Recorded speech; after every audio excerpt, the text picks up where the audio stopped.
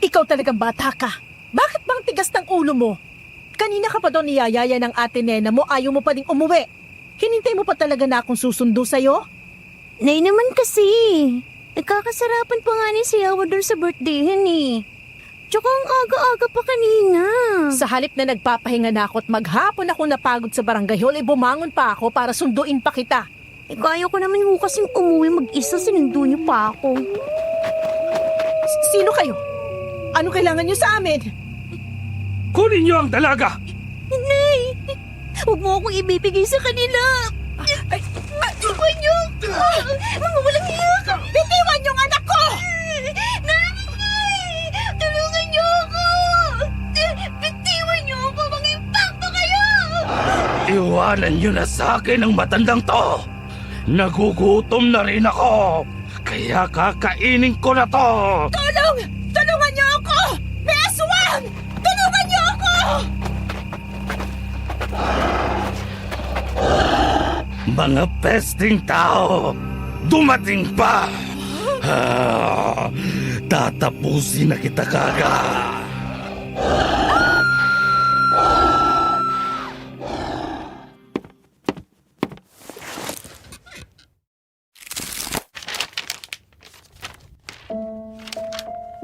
Walang magulang na naghangad ng masama para sa kanyang anak.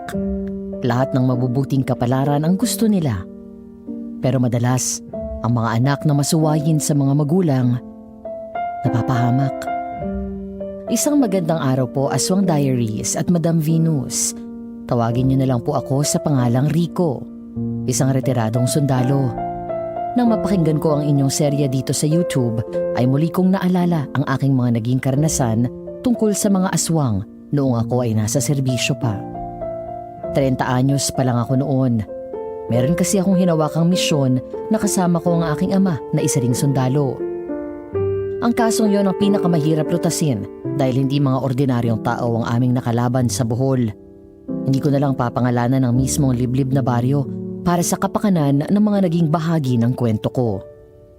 Naisip kong ibahagi din sa ating mga kababayan ang aking karanasan, kaya ngayong 12 ng Hulyo ngayong 2025, alas 7 ng gabi, pagkatapos kong kumain ng hapunan, ay sinimulan kong isulat ang aking karanasan na hindi ko makalilimutan. Maniniwala ba kayo na totoo ang aswang? At sa palagay ko, hindi nawala ang lahi nila mula noon hanggang ngayon. Nandito ka na pala. Opo, Itay. Nagulat ako na makatanggap ako ng order na meron akong hahawakang misyon at kayo pa makakasama ko. Kakaiba ang bisyong ito, Rico. Kailangan nating magpanggap ng mga baklang beautician. Magiging mga bakla tayo, Tay? Oo. Seryoso ba kayo? Mga sundalo tayo tapos magiging beautician. Bakit naman kasi tinanggap niyo ang misyong to? Bilang sundalo, ay dapat magaling kang mag-disguise. Kailangan nating gawin ang lahat para maging matagumpay ang misyong ito. Ako ang magiging barbero. At pag may makeup, ikaw naman ang manicurista, pedicurista. At isa pa, ang humihingi ng tulong sa atin ay ang aking matalik na kaibigan na si Caridad. Naku, mahirap po yata yan eh. Noong nasa high school ako, nagagawa ko yan dahil kay inay. Pero matagal na po yun. Saka na natin niya pag-usapan. Pumasok muna tayo sa opisina ni Colonel Dimapilis para maipaliwanag niya ng mabuti ang ating misyon.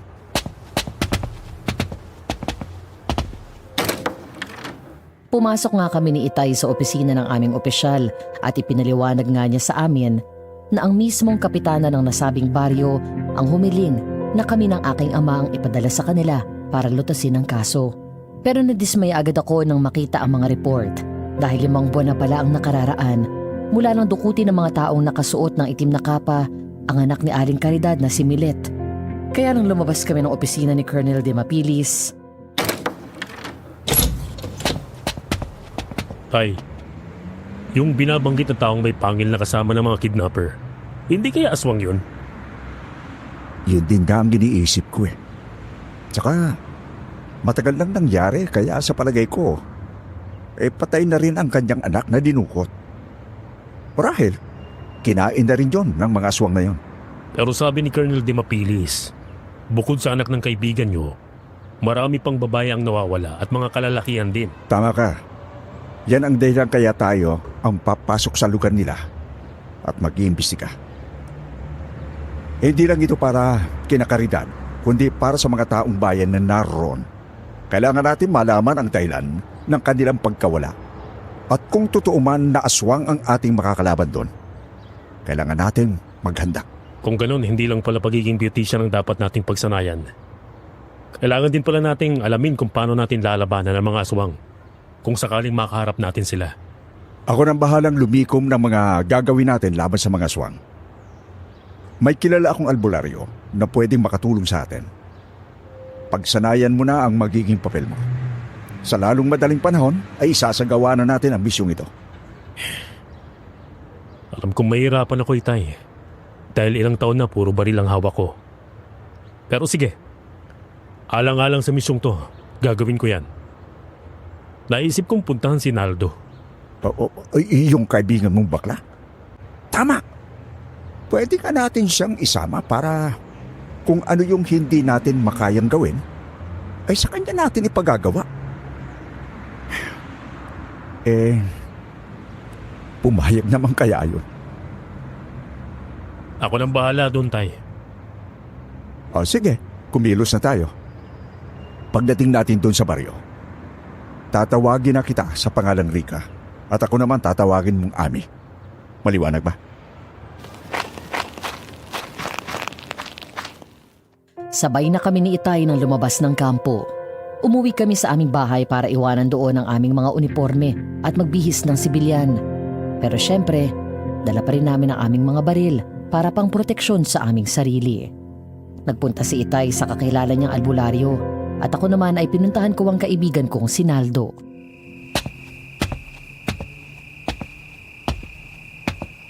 Kumusta ka na, paring Naldo? Hoy, bruha kang bakla ka. Ang pogi mo pa ring hayop ka. Kailan ka dumating, Aching? Kanina lang ako dumating. Nagbihis lang ako. At ikaw kaagad ang pinuntahan ko. May kailangan ako sa iyo eh. Anong kailangan mo sa akin? Gusto mo ba ng masahe para makapag-relax ka? Kahit libre payag na ako. Hindi yun. Masigit pa doon ang kailangan ko sa iyo. Ha? Masigit pa doon? Ay, nakapag-desisyon ka na ba na ipapatikim mo na sa akin ang iyong katawan na matagal ko nang pinagpapantasyahan? Abihali ka na!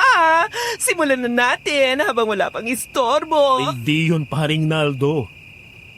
Correction! Maring Nelda ang itawag mo sa akin. O sige na nga, Maring Nelda. Kaya kita pinuntahan dito para magpaturo sa iyo para maging beautician. Maging beautician? Ibig sabihin, umalis ka na sa pagiging sundalo at nagladlad ka na rin? Oo eh. Kaya mo nga ngayon, Rika, nang itatawag mo sa akin. Naku! Sinabi ko na nga ba eh. Kaya pala 30 anyos ka na ay hindi ka pa nag-aasawa. Berde rin pala ang iyong dugo. Ay naku! Kasapi ka rin pala ng federasyon. Oo naman. Mahirap pala magpigil ng tunay na katauhan. Kaya Maring Nelda, ha, turuan mo na ako kasi ilang araw lang ay mayroon akong pupuntahan na lugar. Di na ako magkakalat ng lagit kasi maraming gwapo doon. Kailangan mo akong isama dyan. Kasi kung hindi, ay hindi ko ituturo sa iyo ang aking mga nalalaman gamit ang mahiwagang nipper. Mamili ka, bakla. Isasama mo ako o hindi kita tuturuan. Sige, isasama kita. Ayan! Mabuti na yung nagkakaintindihan tayo, bakla. Naku!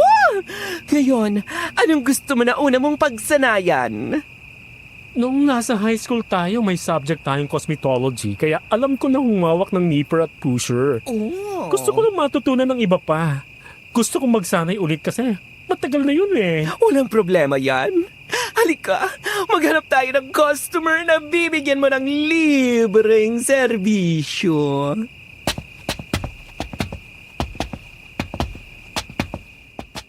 Sumang-ayon naman ako sa sinabi ni Naldo. Naganap siya ng magiging customer namin sa mga kapitbahay niya. Isang babae naman ang pumayag kahit na medyo nag-aalangan kasi nga alam niyang pagpapraktisan lang ang mga kuko niya sa kamay at paa. Pero nang makita niya ako ay para siyang naakit sa matamis kong mga ngiti sa kanya. Ay naku, Ateng! Huwag kang padadala sa nakikita mo. Magandang lalaki yung kaibigan ko pero berde rin ang dugo niya na kagaya ko. Oo nga naman, Ateng. Huwag kang mag-alala. Hindi ko naman mamardere ng mga kuko mo. Gusto ko lang kasing gawin yon. Matagal ko na hindi nagagawa eh. Hoy! Bruha ka! Dahan-dahan lang ha! Matatalim ang mga gamit ko ngayon. Bagong hasa lang ang mga yan. Kaya nga dinadahan-dahan ko na eh. Mamaya pagkatapos ni Ateng, humanap ka pa ng isa ha? Ay oo, ako na ang bahala. Basta dahan-dahan lang muna. Alam mo naman, tumigas na yung mga daliri mo.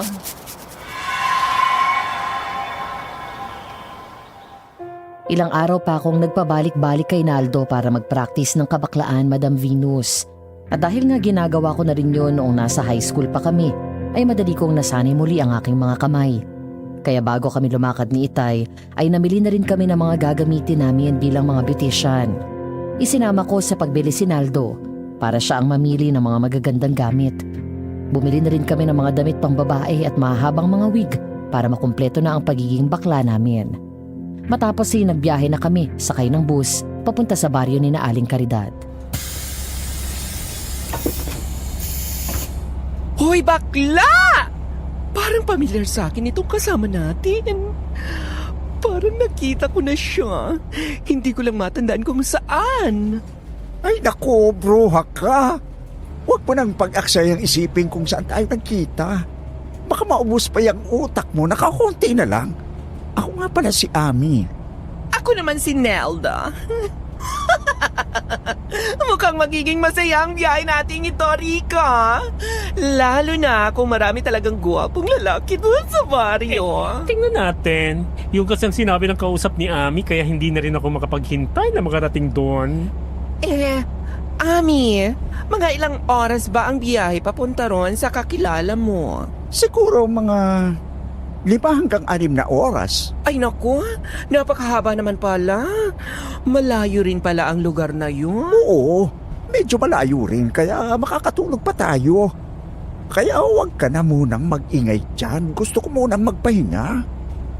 Oo nga, parang masarap matulog, lalo na at presko ang hangin sa mga lugar na madadaanan natin.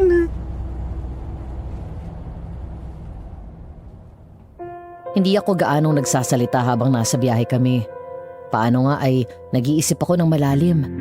Sa totoo lang ay kinakabahan ako sa misyon namin ito. Lalo na nga at hindi namin alam kung ano talaga ang makakalaban namin pagdating sa lugar na yon. Nang tignan ko si Naldo, nakita ko na masaya siya. Pero magiging masaya pa ba kaya siya pag nalaman niya ang tunay na dahilan ng pagpunta namin doon? At makalipas nga ang mahabang oras ng biyahe ay nakarating kami sa liblib na baryo. Nang makababa kami ng bus, ay maglalakad pa kami ng halos 1 kilometro bago makarating sa baryo. Hoy, bakla! Hindi mo naman sinabi na ganito naman pala kalayo ang baryong pupuntahan natin. Masyado na itong liblib. Yan bang daan na lubak-lubak ang papunta sa baryo? Aba, ay puro puno at bundok ang natatanaw ko. Huwag ka na magreklamo, bruha ka ha. Ikaw naman na may gusto na sumama, di ba? Hindi ko rin naman alam na ganito palang lugar na pupuntahan natin. Huwag na kayong magreklamo. Maglakad na lang kayo para makarating tayo doon ng maaga. Ami, merong matanda na may dalang kariton. Baka doon din papunta sa lugar na yon. Baka pwedeng makisakay tayo. Sige, subukan natin makisabay sa kanya. Manong, baka naman pwede kami makisakay. Pagod na ang mga beauty namin eh. Ay sige, sumakay na kayo. Mahirap kapag ginabutan kayo ng gabi sa sabanang ito.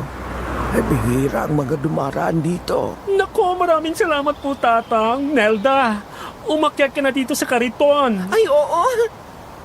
Saan bang punta ninyo mga ineng? Parang hindi kayo taga rito ah. Dayo nga po kami dito, Tatang. Naimbitahan lang kami ni Kapitana Caridad. Malapit na daw kasi ang Flores de Mayo dito. At kami ang mga beautician na tutulong sa kanya para sa paghahanda ng mga paparadang Reyna Elena.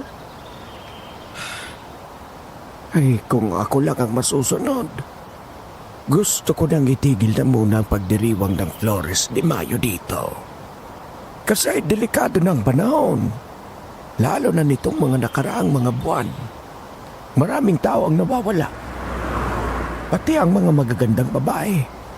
Kabilang na nga doon ang anak ni Caridad. Apo ko naman yun. Naku naman, Tatang. Huwag ninyo naman kaming takutin. Totoo bang sinasabi ninyo? Bakit? Mukha ba akong nagbibiro? Nawala nga ang apo ko, may 5 buwan na ang nakakaraan. Wala na kaming balita sa kanya mula noon. Sa palagay ko nga, ay wala na siya. Makalipas nga ang mahabang oras ng pagsakay namin sa kariton, ay nakarating na kami sa napakagandang baryo ni na Kapitana Caridad. Matagal na kaming nakababa sa kariton. Sa harapan ng bahay ni na Kapitana ay hindi sila lumalapit sa amin. Napansin ko na panay ang bulong niya sa katabi niya na magandang babae. Nang hindi na makatiis si Itay, ay siya na ang lumapit sa dalawa. Caridad, malayo ang naging biyahe namin. Hindi mo pa kami papapasukin sa bahay mo para makapagpahinga? Kasama ko ang mga beautician na magme-makeup sa mga Reyna Elena ngayong darating na Flores de Mayo. Sammy, ikaw nga ba yan? Bakit ang haba ng buhok mo ngayon? At bakit ganyan ang itsura mo? Mukha kang babae. Oo, ako nga ito. Pwede bang pumasok muna sa loob? Doon na tayo mag-usap. Sige, pasok na kayo. Alam mo ba noong isang araw ko pa kayo inaantay? Akala ko isang truck na sundalo ang darating dito para tulungan kami. Pero 3 bakla ang narito ngayon. Sigurado bang magagaling kayong beautician? Ay nako, oo naman, Mother.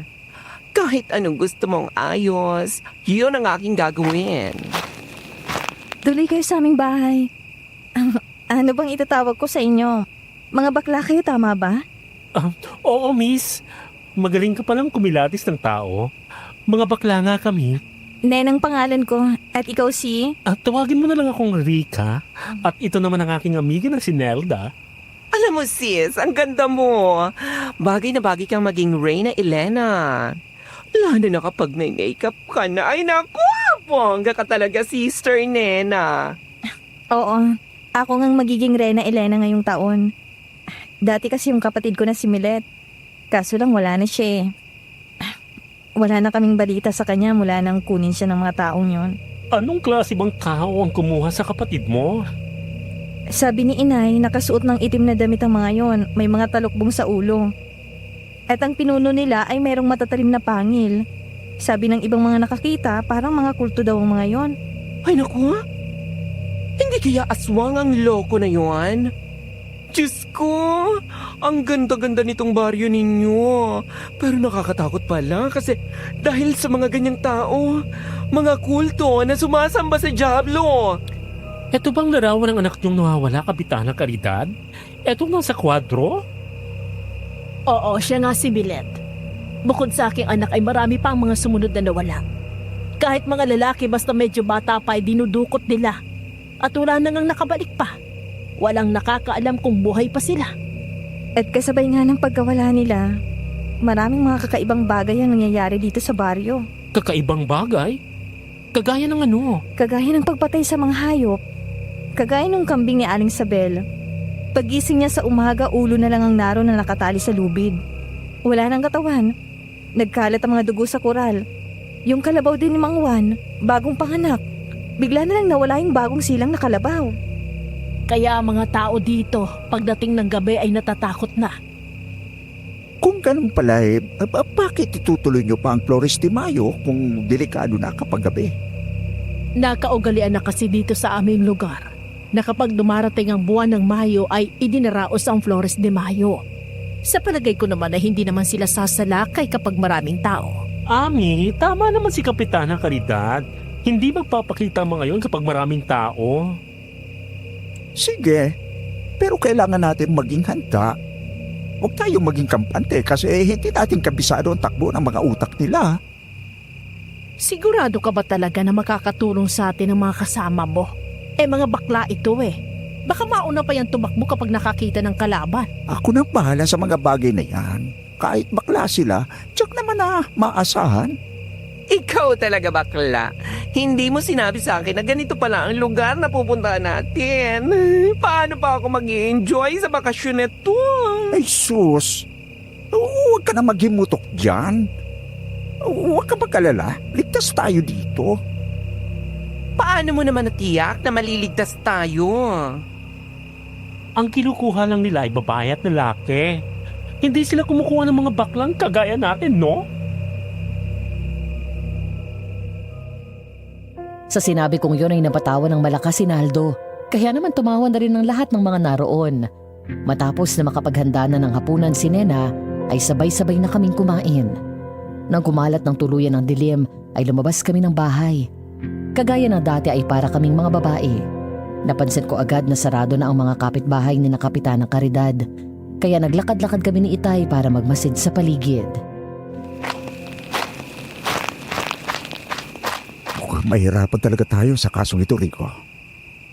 Di natin alam kung saan tayo magsisimula. Para silang magnanakaw na hindi natin alam kung kailan sasalakay. Tama ka nga, Itay. Kung makakakuha lang tayo ng impormasyon kung saan sila naglulungga, padali na tayo makakaisip ng paraan kung anong mga susunod nating gagawin. Halika, doon tayo sa ilalim ng puno. Maupo muna tayo ron. Maaga pa naman. Mamaya na tayo papasok sa loob ng bahay. Sige, Itay. Maaga pa pero madalang na mga taong nasa labas ng bahay. Ayusin mo yung kilos mo. Mukha kang baklang maton. Hindi natin mapapaniwala ang ating kalaban kung ganyan ang tindig mo. Lambutan mo ng konti, gayahin mo si Naldo. Oo, Itay. Sinabi ko na sa'yo, nasa mission tayo kaya tawagin mo akong Ami. Walang dapat makakaalam ng ibang pakay natin dito kundi si Caridad. Siya lang. Is that clear? Yes, sir. Kanina ko pa kayo hinahanap. Nandito lang pala kayo. Ay, nagpapahangin lang kami dito, sister. Maya-maya lang ay nagulat kami ni na Itay nang makarinig kami ng malakas na sigaw ng isang babae. Kapwa kami napatayo at napatingin sa iisang direksyon. Kaagad na sinabihan ni Itay si Naldo na humingi ng tulong kina Kapitan Caridad, tapos ay sabay kaming tumakbo patungo sa pinagmumulan ng malakas na sigaw.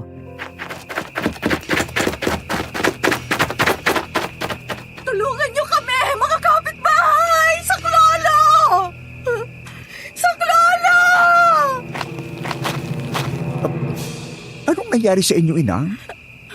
Tulungan niyo ang aking anak. Kinuha siya ng mga lalaking nakasuot na itim na kapa. Parang awa niyo na. Iligtas niyo ang anak ko. Saan sila nagpunta, Inang? Saan nila dinala ang anak mo? Doon sa direksyon niyo sila nagpunta. Doon nila dinala ang aking anak. Maawa na kayo. Iligtas niyo siya. Makakapagtuluyan silang nakalayo. Hindi na rin makauwi ang aking anak kagaya ng ibang mga taga rito na dinukot nila. Tayo na, Rika. Baka maabutan pa natin sila. Kailangan nating tulungan ang anak ni Inang. Oh, sige. Kasunod mo ako. Hapulin na natin ang mga walang hiyang yon. Doon sa kakahuyan. Doon galing isiko ng babae. Dala mo ba ang baril mo? Opo. Dala ko yun palagi. Nandito sa ilalim ng brief ko para hindi mahalata ng sino man. Tenga, maliwanag naman ang sikat ng buwan. Kahit papano ay mayroon tayong magiging tanglaw.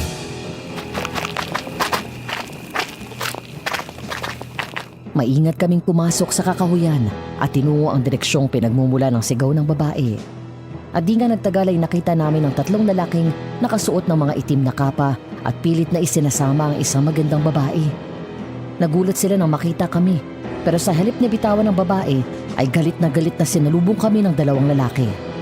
Nang umangil sila at ilabas sa mga pangil ay saka namin natiyak ng mga aswang sila, kaya kaagad namin silang pinaputukan. Pati ang aswang na may hawak sa babae ay inasinta ko sa ulo.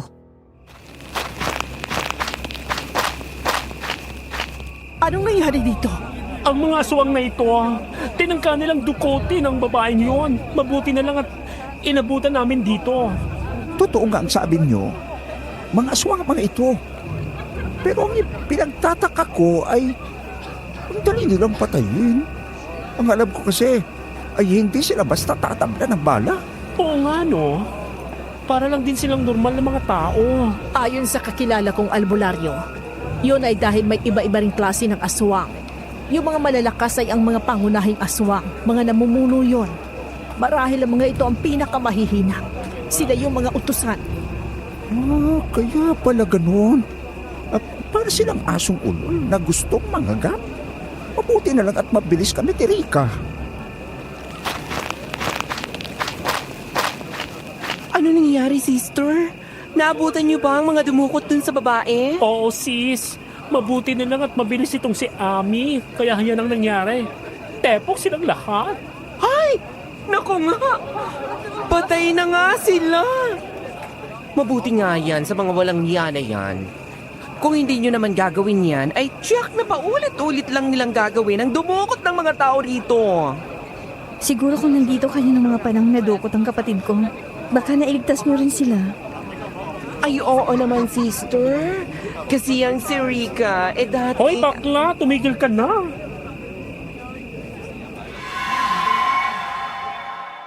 Bago pa nakapagsalita ng kung ano-ano si Naldo, ay tinakpan ko na rin ang bibig niya sabay kurot sa tagiliran. Binulungan ko rin siya na wag nang magsalita ng kung ano-ano dahil hindi namin kilala ang lahat ng mga taong dumating doon. Kaagad namang naintindihan yun ni Naldo. Kaya bago kami umalis sa lugar na yun, ay iniutos ni Kapitana Caridad sa kanyang mga tanod na kunin ang bangkay ng 3 aswang at dalhin sa barangay hall. Kinabukasan, may mga kababaihang nagpunta sa bahay ni Kapitana Caridad. Ang mga tao dito, madalang makapunta ng bayan kaya ang hahaba ng buhok. Doon lang kasi may barbero at may beautician. Ang mahal pa ng singil. Kaya nang malaman nila na meron akong mga bisitang kagaya nyo, ay nagpuntahan na sila dito. O sige, lahat ng gusto magpagupit ay dito na sa akin pumila. Kahit anong klaseng gupit ng buhok ang gusto nyo ay gagawin ko. Yung gusto naman ng manicure at pedicure, dito na sa akin, ha? Huwag kayong mag-alala. Mura lang ang bayad sa amin. Ikaw, Nena, gusto mo bang magpamanicure na? Sa susunod na lang, Rika, pabayaan mo na silang mauna. Nandito lang naman kayo eh. Kahit anong oras pwede akong magpalinis ng kuko. Sa bagay, totoo yun. Alam mo, may naisip lang ako dun sa lugar kagabi.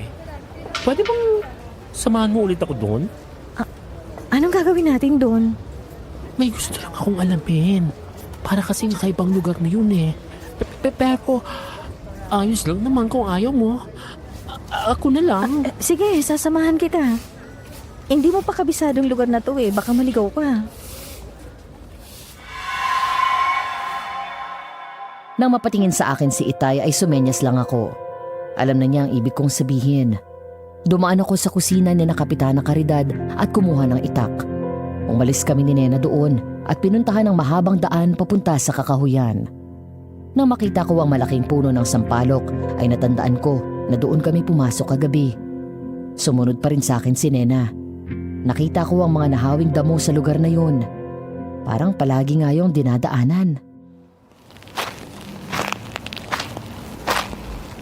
Anong tinitingnan mo dito, Rika? Ang makitid na daanan na ito, nahahapi ang mga damo. Ibig sabihin, palagi mayroong dumadaan dito. Oo nga. Merong ding mga bakas ng yapak sa putikan, no? Pero ngayon ko lang din ito napasok eh. Kasi nga mga tao dito sa inyo ay natatakot ng pumunta sa mga lugar na kagaya nito. Iniisip nyo kasi na baka matsyempohan kayo ng mga aswang na dumudukot sa mga tao, di ba? Oo. Ganun na nga ang iisipin ng mga tao dito. Mula nang may mga nawalang tao. Saan ang tagos ng direksyong ito, Nena? Sa ilog. Tapos sementeryo na. Halika, samahan mo ako. Naku, wag na, Rika. Bumalik na tayo. Nakakatakot na sa lugar na yan eh. Baka makasalubong natin ang mga dumudukot ng mga tao, mapapahamak tayo. Huwag ka matakot, akong bahala sa'yo. Ayoko talaga, Rika. Babalik na ako sa amin, hindi ko talaga kaya. O sige, iwanan mo na lang ako dito. Pakisabi na lang sa mga amiga ko na dito ako sa ilog nagpunta, ha? Bakit bang tigas ng ulo mo? para kang similit. Dahil sa katigasan ng ulo ngayon, napahamak siya. Bakit bang tapang mo? Sino ka bang talaga? Tsaka, bakit meron kayong mga baril? Sige. Magpapaliwanag ako. Anak ka naman ni Kapitana Caridad kaya alam kong mapagkakatiwalaan ka. Pero sana, ano mo nang sabihin ko sa'yo, ilihim mo na lang. Kami ang mga sundalong ipinadala dito para lutasin ang kaso ng mga taong nawawala. Si Ami ang kaibigan ng inay mo. Siya naman ang ama ko. Kung ganun, hindi ka pala talaga bakla? Hindi. Gaya ng sinabi ko, mga sundalo kami na nagpapanggap ng mga baklang beautician. Kasi nga ang mga dinudukot dito karamihan babae. Mabuti naman kung ganun. Ang gandang lalaki tapos bading. Naku naman, sayang ang magandang lahi. Nena, may sinasabi ka ba? Naku, wala. Sige, kahit saan sasamahan kita. Ngayon hindi na ako matatakot kasi ikaw ang kasama ko. Nang makita ko nang umiti na si Nena, ay naisip ko na nagtiwala na siya sa akin. Tapos ay nakita ko ang maliit na puno ng ipil-ipil. Pinutol ko yon at nilagyan ng tulis ang dulo. Ibinigay ko iyon kay Nena. Kumuha pa ako ng isa at nilagyan ko rin ng tulis ang dulo. Matapos ay tinahak na namin ni Nena ang daanan na yon. Habang binabagtas namin ang kagubatan ay mailap ang mga mata ko. Palagi akong tumitingin sa paligid at ganoon din sa ibabaw ng puno hanggang sa makarating kami sa isang ilog.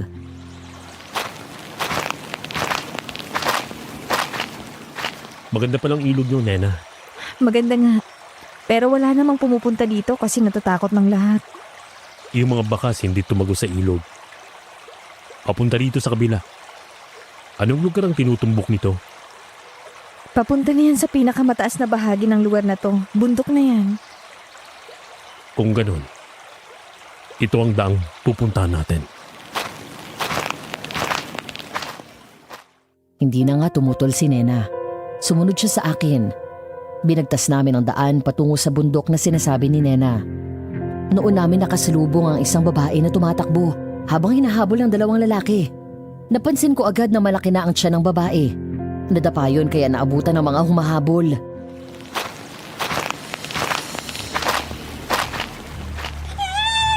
Ayoko balik! Ayoko na balik! Huwag na ako balik! Ayoko na! Bitaw! Ayaw na! Diyos ko! Siyang kapatid kong si Milet! Tulungan natin siya! Sige, tayo na Nena. Ikaw na bahala kay Milet. Ako nang haharap sa mga lalaking yan. Sige, mag-iingat ka! Bitawan! Bitawan! Bitawan niyo ang babaeng yan! Akong harapin niyo! Nang salubungin ako ng isang lalaki, ay nakita ko na inilabas niya ang matatalas niyang pangil, habang ang mga kuko niya ay humaba. Mabilis akong umilag. Nang makalapit naman ang ikalawa ay tinadyakan ko siya, pero hindi man lang niya ininda. Naramdaman ko ang malakas niyang pangangatawan, kaya nang muli ko siyang sinugod, ay isinabat ko sa kanya ang hawak kong sibat. Pero inilagan lang niya yun. Nang mahawakan niya ako sa braso, akmang kakagatin niya ako, nabunot ko na ang aking baril. Pinutukan ko siya sa ulo.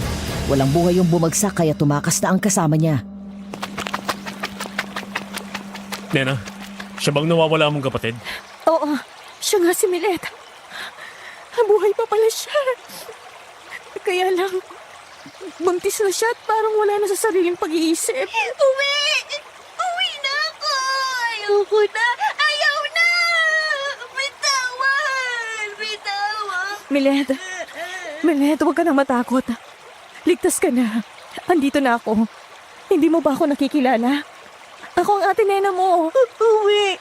Uwi na ako! Ayoko na! Ayoko na! Sige na, tayo na. Kailangan na nating umalis dito. Yung nakatakas niyang kasama baka magtawag pa ng iba. Delikado kung nandito pa tayo. Sige, tama ka nga. Milet, uuwi na tayo ha. Matagal ka nang hinahanap ni Inay. Alam kong matutuwa siya kapag nakita ka. Sabik na siya sa'yo. Nagawa naman namin ni Nena na umaiuwi sa kanilang bahay si Milet. Nagulat ang mga taong naroon nang makita si Milet. Kaagad ding lumabas ng bahay si Kapitana Caridad nang marinig ang malakas na sigaw ni Nena. Hindi kaagad nakakibo si Kapitana Caridad habang nakatingin kay Milet. Kaagad na umagos ang luha niya habang marahang humahakbang ang mga paa palapit kay Milet. Si Milet naman ay patuloy ang pagsasalita ng kung ano-ano, tanda nang nawawala sa sarili.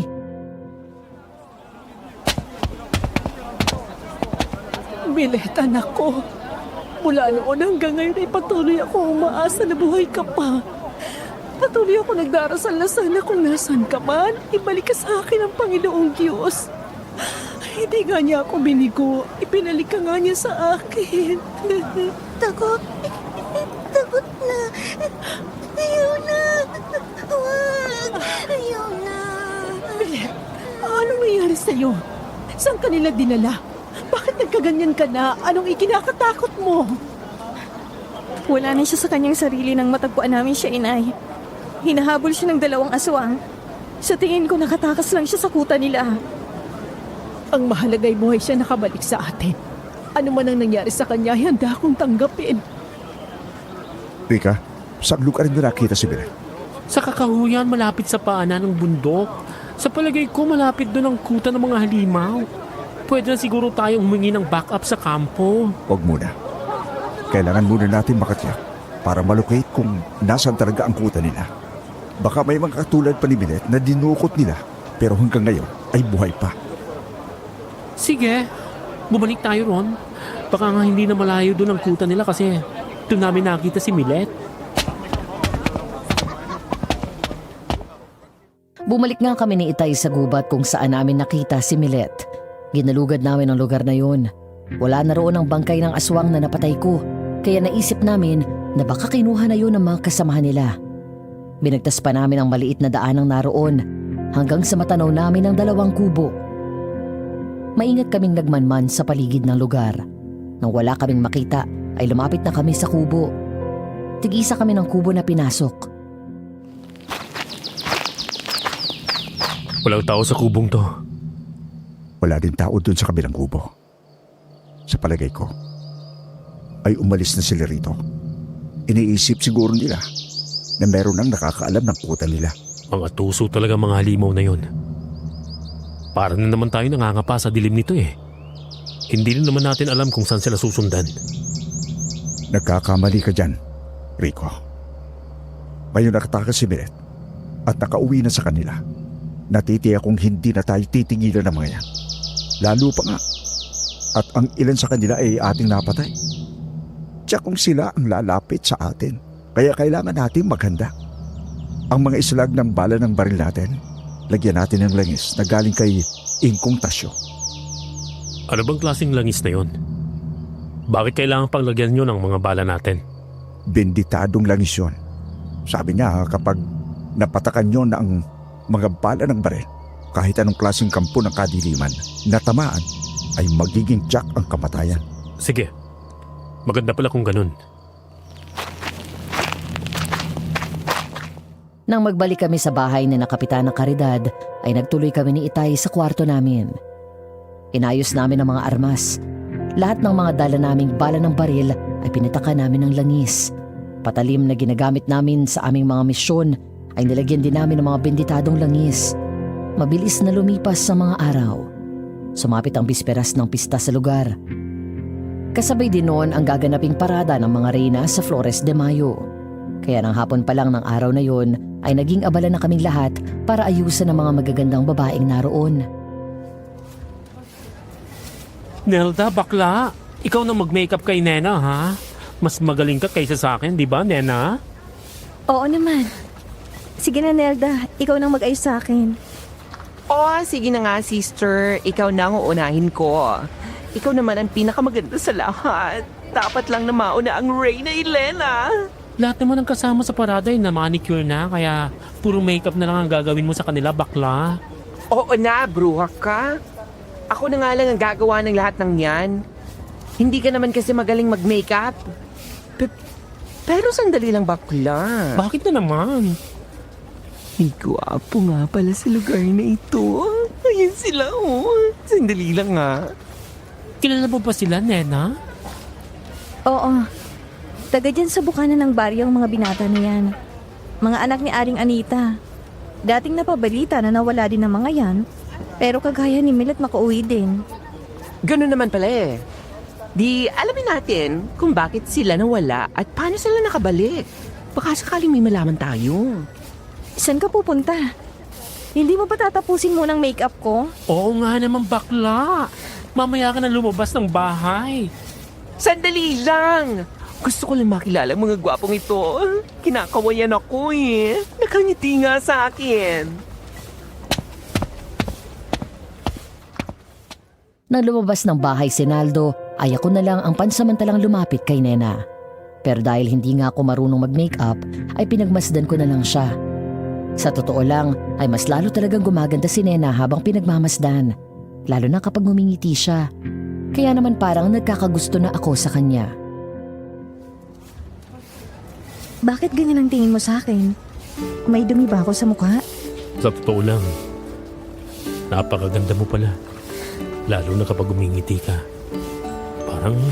Parang ano? Bakit hindi mo ituloy? Hindi naman ako magagalit kung maganda naman ang sasabihin mo. Parang gusto na kita. Parang mahal na kita, Nena. Bakit parang hindi ka sigurado sa sinasabi mo? Eh kasi nga ganito pang ayos ko. Yung mga makakarinig baka makahalata na hindi naman talaga ako babae. Tingnan mo nga tong dibdib ko. May suit pa akong bra pero ang palaman. Kanada. Eh di saka mo na sabihin sa akin yan kapag tapos ng mga problemang to. Kapag handa ka nang ipakita sa lahat ang tunay na ikaw. Teka, nasa na nga pala si Nelda? Nandyan lang sa... Oo nga no. Nandyan lang siya kanina sa labas, diba? Wala na siya. Saan na nagpunta yun? Naaligat lang tayo sandali. Nawala na siya. Pati ang mga lalaking kausap niya. Nagmamadali kaming lumabas ng bahay para hanapin si Naldo, pero hindi na namin siya nakita.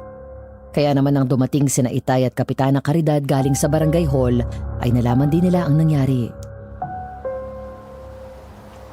Ang kapatid mong si Milet, nasaan na siya, Nena? Nandun po sa kwarto. Hindi ko na siya pinabayaang makalabas. Kanina pa ba nawawala si Naldo?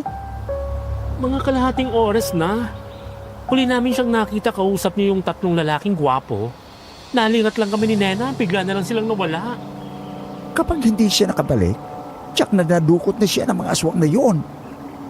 Mga anak ni Aling Anitang tumawag sa kanya. Puntahan natin ang bahay nila. Baka doon nila dinala si Nelda. Nagmamadali nga kaming pumunta sa lugar na sinasabi ni Nena. Nang makarating kami roon ay nakita namin na saradong-sarado ang bahay. Nang tumawag kami ay walang sumasagot, kaya pinuwersa na naming buksan yun. Isang matandang babae na nakahiga sa papag ang naabutan namin. Anita, nasaan ang mga anak mo? Silang itinuturong kasama ng isa sa mga bisita ko na nawawala. Kapitana Caridad, hindi ba ilang buwan na rin nawawala ang aking mga anak? Hindi. Mas nauna pa silang dinukot ng mga taong may kapang itim kesa sa mga anak mo. Pero ang mga anak niyo po talagang nakita kong tumawag kay Nelda. Imposible yan. Kaya nga ako'y nagkakasakit na dahil sa pag-iisip sa kanila. Wala nang nag-aasikaso sa akin. Maaari niyo naman silang hanapin sa paligid ng bahay ko. Wala nang ibang tao rito kung hindi si Aling Anita lang. Magiging masaya ako kapag bumalik silang tatlo.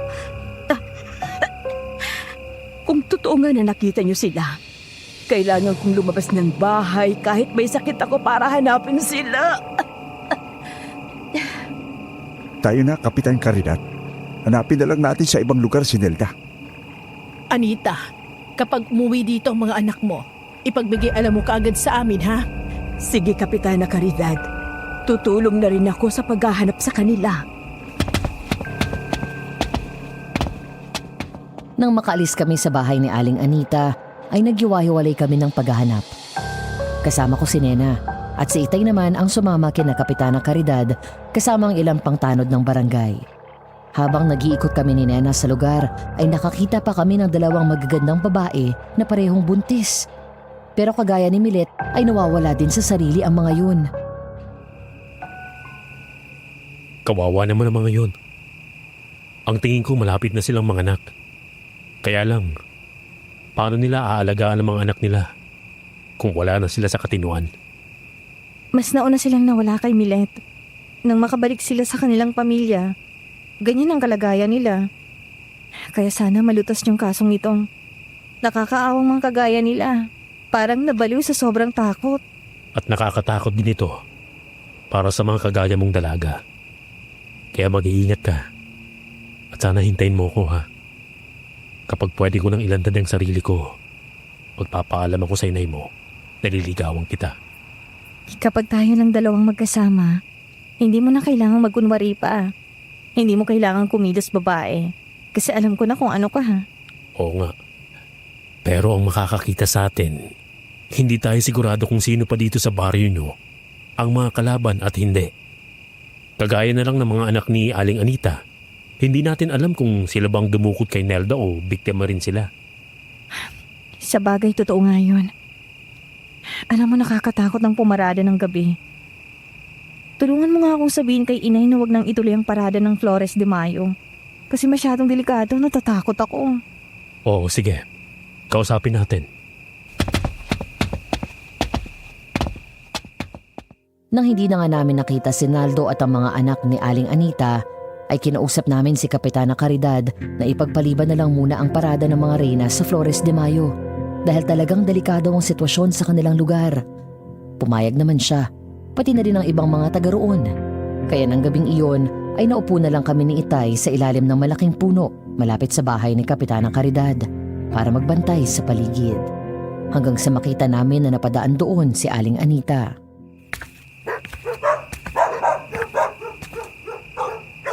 Wisit ka talagang aso ka. Layuan mo nga ako. Layo! Diyo! Ahampalusin kita ng tungkod ko kapag hindi mo ako nilayuan. Diyo! Rika, yung matandang si Aling Anita, tulungan mo kaya? Tinatahulan siya ng mga aso. Baka matumba pa kapag hindi siya tinigilan ng mga yan. Mukhang mahina na talaga at may sakit pa. Oo nga eh. Kawawa naman.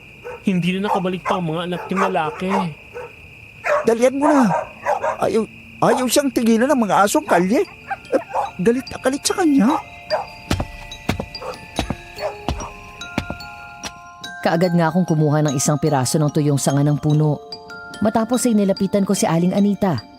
Pinalo ko ng hawak kong sanga ang mga aso, kaya nagtakbuhan na palayo ang mga iyon. Nang makita ko na matutumba na siya, ay kaagad ko siyang sinalo. Naku, maraming salamat sa iyo, Ineng. Ayos lang po ba kayo? Ay, walang hiya kasi mga aso na iyon. Pinagod lang ako. Napakaganda mo namang babae. Pati ang buhok mo, ang itim-itim at ang haba. Naku, nasa lahi po namin ang magaganda at kuwapo. Saan po ba kayo pupunta? Ay, hinahanap ko kasing mga anak ko. Diba, sinabi niyo na narito sila sa baryo pero hindi naman sila umuwi ng bahay. Ay, parang nahihilo na nga ako eh. Parang hindi ko na kayang maglakad. Gusto niyo po ba ihatid ko na lang kayo sa bahay niyo? Ay, naku, wag na. Nakakahiya naman sa'yo. Tingnan mo yung kasama mo. Nakatingin sa atin. Sandali lang po at magpapaalam ako sa kanya para ihatid ko kayo. Baka kasi balikan kayo ng mga asong yon. Tuluyan na kayong kagatin. Aba, kung mapilit ka, di sige na nga. Ihatid mo na lang ako. Hindi ko na kasi kayang maglakad.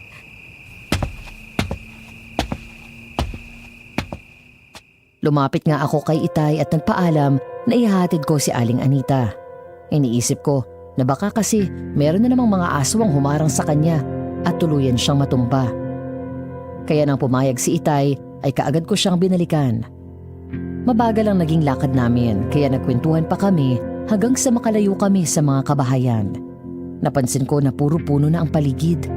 Biglang tumigil sa paglalakad si Aling Anita.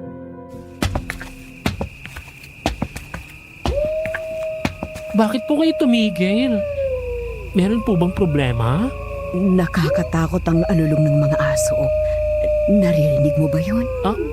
Opo. Alulong nga po ng aso yun. Tsaka nararamdaman ko na parang merong nakatingin sa atin na nasa paligid lang. Bilib din naman ako sa lakas ng pakiramdam mo, miss. Alam mo na nasa paligid lang kami. Sino kayo? Kami ang magbibigay sa iyo ng pinakamagandang kapalaran. Kaya sumama ka na sa amin. Mga kasama! Kunin niyo siya! Maawa kayo sa akin! Huwag niyo ako sasaktan! Huwag ka nang sumigaw pa, Ineng. Sumama ka na lang ng maayos para hindi ka masaktan. Aling Anita, kasama ka pala nila? Oo, Ineng. Madalas ay akong gumagawa ng mga patibong upang makuha namin ang mga gusto naming dukutin. Lalaban sana ako para makatakas sa kanila. Pero naisip ko na ito na ang tamang pagkakataon para malaman ko ang kuta nila. Kaya nagkunwari na lamang ako na isang mahinang babae. Kaya nang talian ng isang lalaki ang bibig ko at lagyan ng piring ang mga mata ko ay hindi na ako pumalag. Pero dahil madilim ang paligid, hindi nila napansin na bawat maliliit na sanga ng puno na aming nadaraanan ay binabali ko. Palatandaan nyo na tanging mga sundalo lang ang nakakaalam para masundan ako ng mga taong maghahanap sa akin. At makalipas nga ang ilang oras, nakarating na kami sa kuta nila.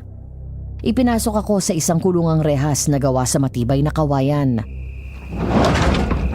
Nako, sister! Nadukot ka rin pala nila. Tama nga ako. Magkikita tayo dito sa kampo nila kung hindi ako lalaban sa kanila. Hindi lang tayo ang nakakulong dito. Nandito rin sila, oh. Yung mga nawawalang babae sa baryo ni na Kapitana Caridad. Tama ka. Nandito nga ang lahat ng binihag nilang babae. At dun sa kabilang kulungan, nandun naman ang mga lalaki. Dun sila nakakulong. Eh yung mga anak ni Aling Anita na kausap mo, nasan sila? Ang mga walang iyang yon. Mga halimaw pala sila. Tama kayo. Mga halimaw nga ang mga anak ko. Sa wakas, bumagsak din kayo sa aming mga kamay. Marami na kayong napatay sa aming mga kasama. Sinisira niyo ang aming mga plano. Kung gano'n ay nagkukunwari lang pala na may sakit. Kunwari lang din na wala kang alam sa sitwasyon ng mga anak mo. Sa mundong ito, kailangan mong maging tuso para maging makapangyarihan. Bakit yung ginagawa to, Aling Anita? Bakit dinudukot yung mga kababaihan? Pobos na ang lahi naming mga aswang sa bayang to. Dinudukot namin ang mga kababaihan para maging ina ng aming mga anak. Para hindi mauubos ang lahi naming aswang. Patuloy na dadami ang aming lahi sa pamamagitan nila. At ako, bilang aswang na mangkukulam, ay sinisira ko ang mga isipan ng mga babaeng nabubuntis bago sila pakawalan para hindi nila maikwento kanino man ang totoong plano namin. Pero ang mga babaeng buntis ay patuloy na binabantayan ng iba pa naming kalahi para makasiguro na maayos na maisisilang ang mga sanggol kahit baliw na ang kanilang mga ina.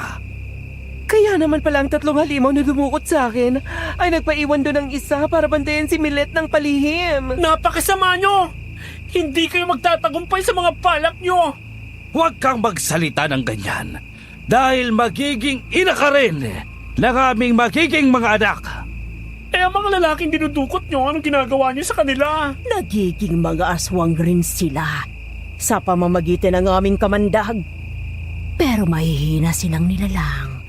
Para lang silang mga asong ulol. Kaya ginagawa lang namin silang tauhan. Pero ang mga sanggol na isisilang na may taglay na dugo ng aswang ay magiging malalakas at mababangis na halimaw pagkasilang pa lang nila. Yon ang dahilan kaya namin ginagawa to. Naputol ang pag-uusap namin nang dumating ang 3 anak ni Aling Anita kung saan ay meron na namang bihag na lalaki ang mga ito. Nang iharap na iyon kay Mang Alfredo ay kaagad yung kinagat sa leeg. Sumirit ang dugo nun. Halos sumabingi ako sa malakas na sigaw ng lalaki. Nawalan siya ng malay kaya dinala siya sa isang kulungan na naroon at ipinasok sa loob. Yon ang kapalaran nila. Kapag kumarat na sa kanilang mga ugat ang aking kamandag, magiging aswang na sila. Yuyukod sa aking harapan at susundin ang lahat ng mga inuutos ko. Ngayon ay malinaw na ang lahat kung anong nangyayari sa mga babae at mga lalaking nawawala sa baryo. Alam mo na nga. Pero sayang, kasi hindi mo naman yan masasabi kahit kanino.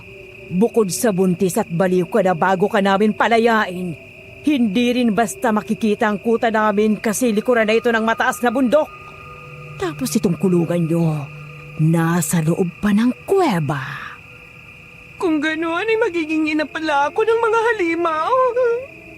Sister!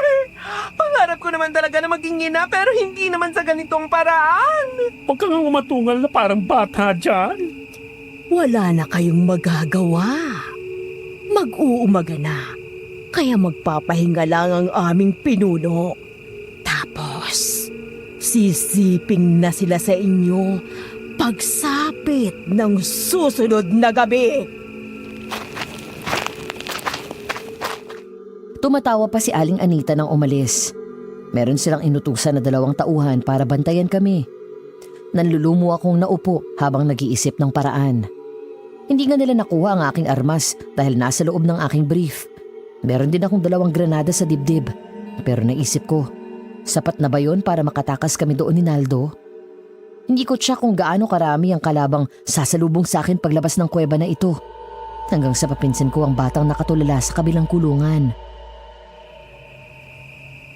Boy, tumingin ka nga sa akin. Ano yun, ate? Bakit hindi ka tumakas? Makakaya mo namang lumabas din sa kulungan, di ba? Kasyang-kasya ka naman yan, di ba? Natatakot po ako sa kanila, ate. Makakainin nila ako kapag lumabas ako rito. Kaya dito na lang po ako. Baka maawa pa sila sa akin at buhayin pa po ako.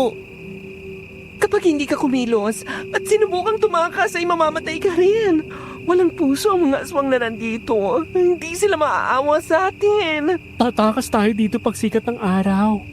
Karamihan sa kanila ay natutulog kapag ganun. Kunin mong pansin ng pantay para magagawa kami ng paraan dito, ha? Huwag kang matakot. Lahat tayo makakaalis dito at makakabalik sa ating mga pamilya. Pero teka muna, bakla. Paano pala tayo makakatakas dito? Meron ba tayong magagamit na panlaban sa kanila? Isang malaking pagkakamali nila. Ang hindi nila akong kapkapan kaya hindi nila nakuha ang mga armas ko. Buo kasi ang pagtitiwala nila na isa talaga akong babae. Mabuti naman kung ganon. Naku, ang ganda mo kasing bakla. Para ka talagang babae. Kaya huwag kang matakot, Nonoy, ha? Gawin mo lang ang sasabihin ko at tsak na makakaligtas tayo. Hindi nyo naman po ako kailangan para lansihin sila. Makakaya nyo namang lumabas dyan kung gusto nyo. Kasi mga baging lang naman ang tali ng kawayang rehas na yan. Alam ko yun, Nonoy. Ang gusto ko lang matsyakay kung ilan ang nakabantay dyan bago ako kumilos. Ikaw ang makakakuha ng atensyon nila kung ikaw ang unang makakalabas ng kulungan.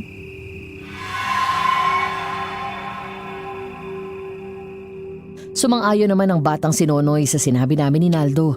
Kaya nang sumapit ang umaga at sumikat ang araw, ay napansin ko na parang inaantok na ang 2 bantay na aswang na nasa di kalayuan. Kaya naman sinenyasan ko na si Nonoy na lumabas na sa kulungan. Dahil payat at maliit ang kanyang katawan, ay madali siyang nakalabas ng kulungan at lumapit siya sa amin. Gamit ang patalim na kinuha ko sa aking likuran, ay tinaga ko ang baging na tali sa pintuan ng kulungan. Noon naman napansin ang 2 bantay na aswang si Nonoy. Kaagad yung lumapit kay Nonoy at sinita ang bata. Yun naman ang pagkakataong sinamantala namin. Nagulat ang 2 aswang nang makalabas kami ng kulungan at salakayin ko sila. Magaling bakla! Madali mo silang napatay. Kailangan na natin umalis dito.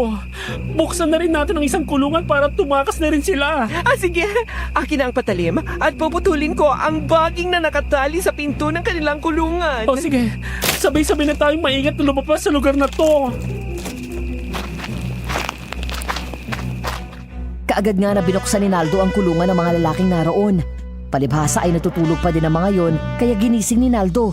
Pero yun ay isa palang malaking pagkakamali Dahil ang mga lalaking naroon na natutulog ay mga aswang na, kagaya ng lalaking kinagat kagabi ni Mang Alfredo.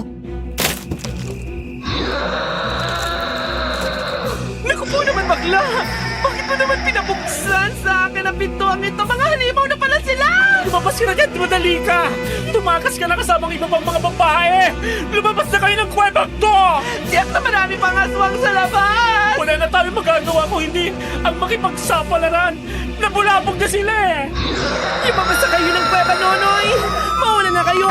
Tutulungan ko ang amiga ko! Sigurado ka ba, bakla? Tutulungan mo akong harapin sila? Ay, oo naman. Kaibigan yata kita.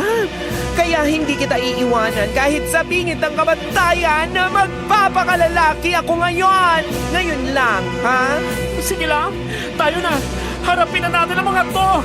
Mga bagong aswang lang ang mga to, kagaya ng sabi ni Mang Alfredo. Hindi naman sila masyadong malalakas. Katulad lang sila ng mga asong ulol. Magaling ka rin palang makipagbugbugan, bakla! Naku, nakalimutan mo na ba na tayo ang champion sa karate at judo noong mga high school pa tayo? Walang makakatalo sa ating dalawa. Pero mamaya mo na ako purihin, bro. Marami pa tayong kalaban. Hoy, yan na!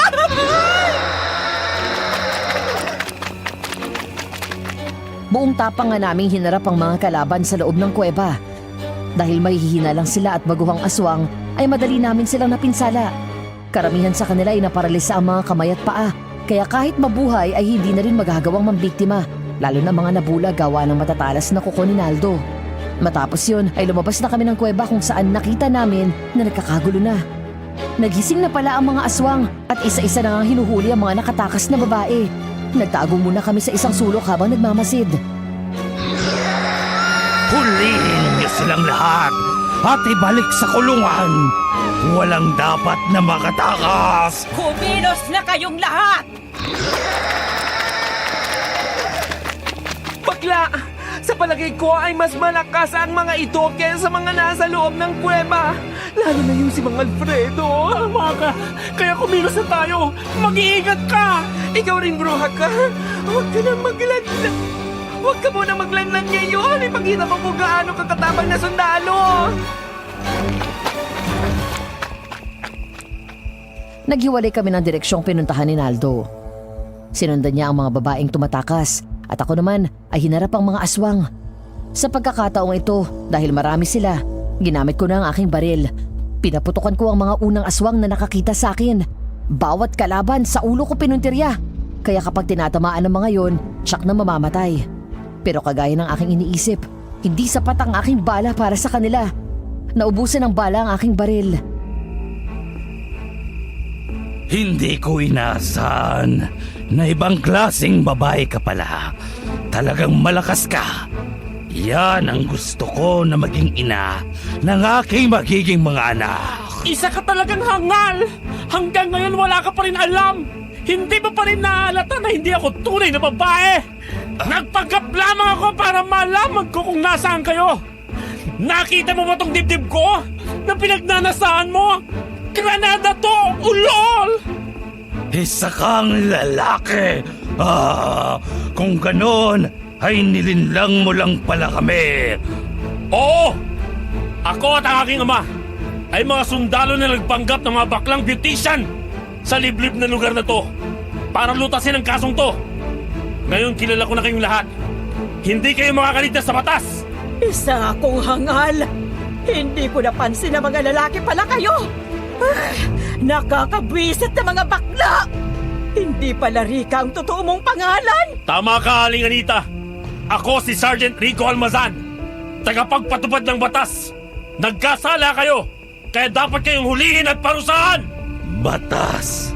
Ako ang batas sa lugar na to.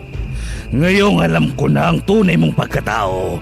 Hindi na pala kita kailangan. Dapat ka nang mamatay para manatiling lihim ang mga ginagawa namin dito. Mga alagad ko!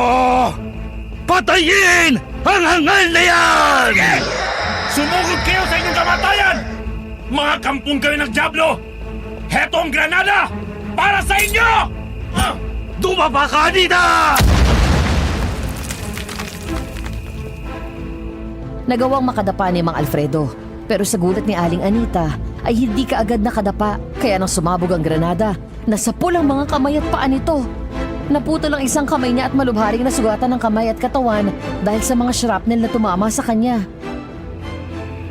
Malubhang sugat ko, Alfredo. Tulungan mo ko. Hangal ka talaga, Rico. Sa palagay mo ba ay makakatakas ka pa sa lugar na to? Hindi na! Dito ka na mamamatay. Tumingin ka sa paligid mo. Napapaligiran ka na namin. Nakalimutan mo yata na meron pa akong isang granada dito. Kapag nagtangka kayong lumapit, pasasabugin ko pang isang to. Sige, gawin mo na para matapos na rin ang buhay mo. Dahil marami akong tauhan na nakahandang magsakripisyo.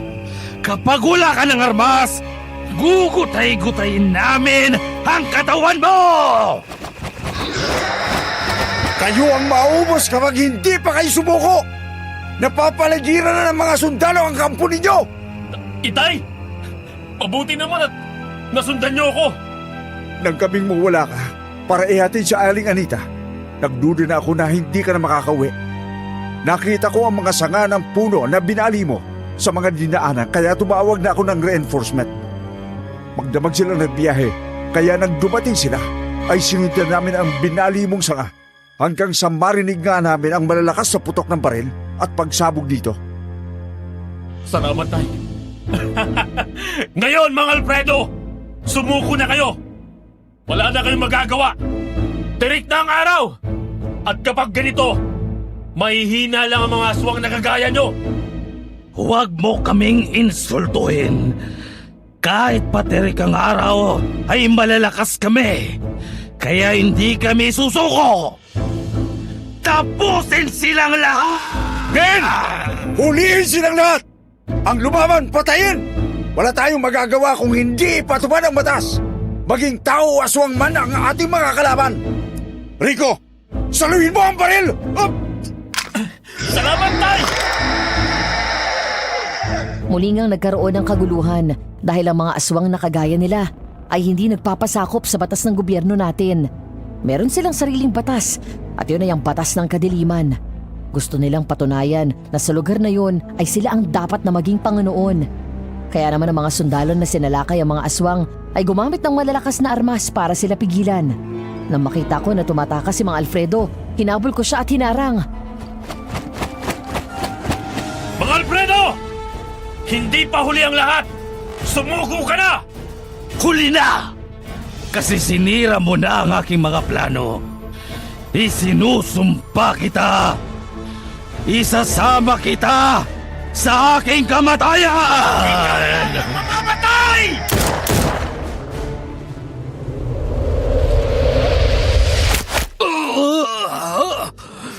Dinablan ako ng bala! May ipinahid kaming binditadong langis sa mga bala. Kaya kahit sino mang kampo ng kadiliman na kagaya mo, tiyak na tatablan! Mga hangal kayo!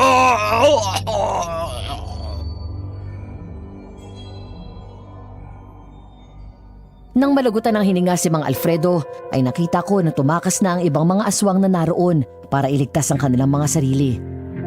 Kaya naman binalikan ko si Aling Anita na nahihirapan na dahil sa mga tinamong sugat. Gulat na gulat siya nang makita ako.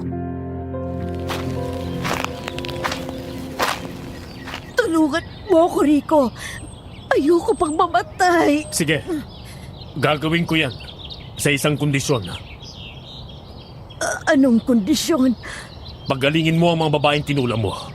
Ibalik mo ang dati nilang pag-iisip. Pagkatapos nun, tutulungan kita. Sige.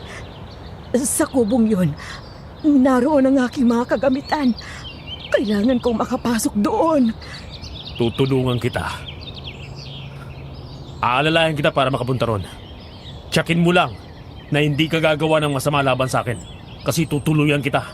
Oo, hindi kita sasaktan. Tulungan mo ako makapasok doon. Pagagalingin ko sila basta tuparin mo rin ang pangako mo.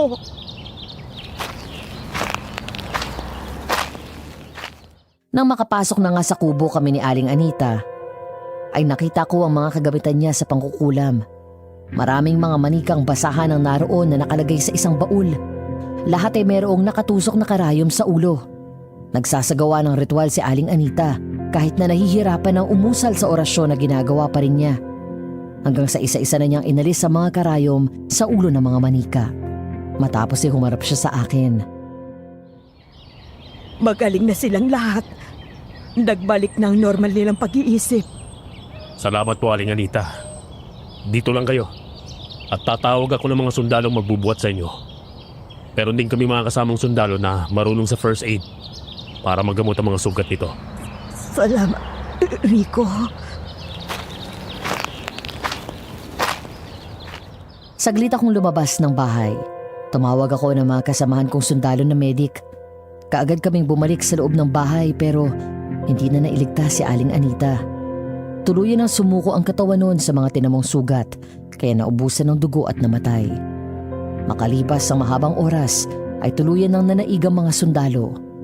Ipinaubayan na namin sa mga kasama namin ang pagkuha sa mga bangkay. Kami naman nila Itay at Naldo ay bumalik sa baryo ni na Kapitana Caridad. Tuwang-tuwa si Nena nang makita ako at kaagad na yumakap.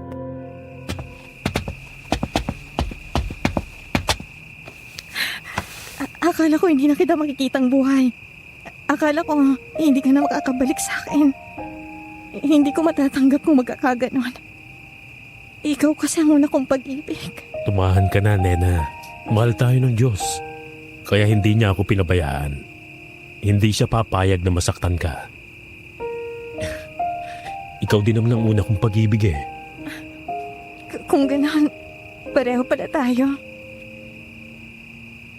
Aba, Nena, huwag kang maging desperada dyan.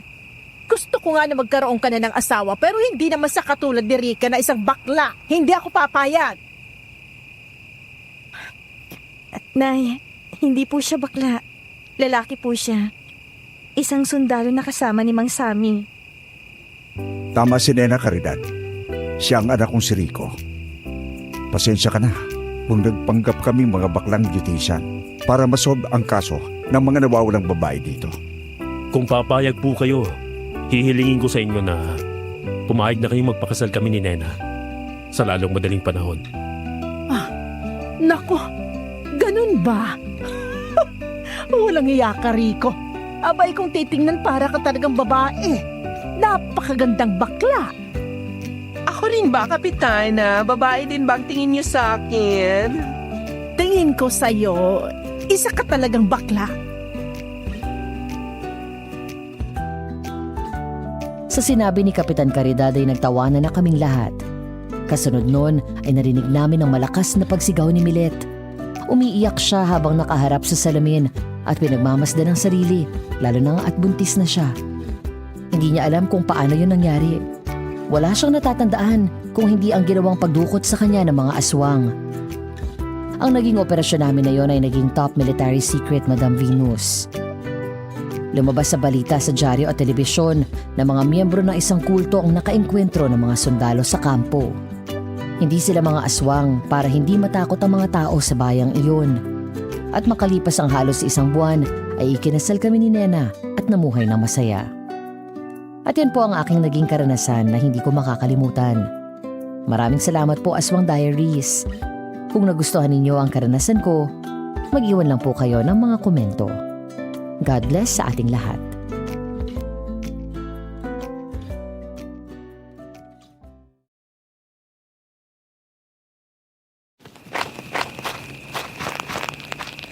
Ikaw talaga.